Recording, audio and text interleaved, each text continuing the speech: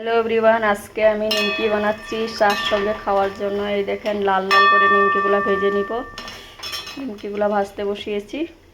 Guys দেখেন আমি এখানে এরকম করে বড় করে বেলে নিয়েছি, তারপরে কেটে নিব। এখন এটা দিয়ে চাকু দিয়ে কেটে নিব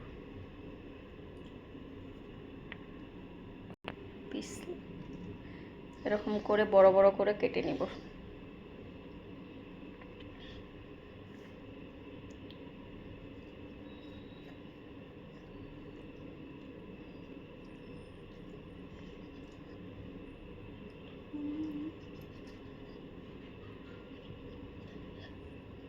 গাইস আমি এরকম করে কেটে নিয়েছি। অল্প শেপটা গড়বড় হয়েছে একটু, আর ঘরে বানাচ্ছি যেরকম তেরকম খাওয়া যায়।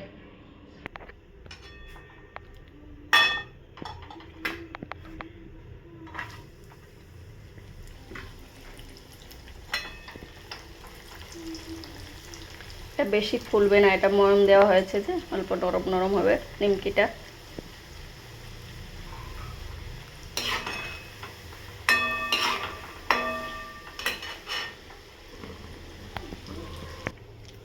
গাইস দেখেন নিমকিটা কি সুন্দর ভাজা হয়েছে, একদম মুড়মুড়ে হয়েছে, নরম হয়েছে একদম। বয়স্ক লোকেও খেতে পারবে, একদম নরম। এখন রাখছি গাইস, টাটা বাই বাই। আমার নিমকি ভাজা হচ্ছে, এদিকে কেটে রেখেছি।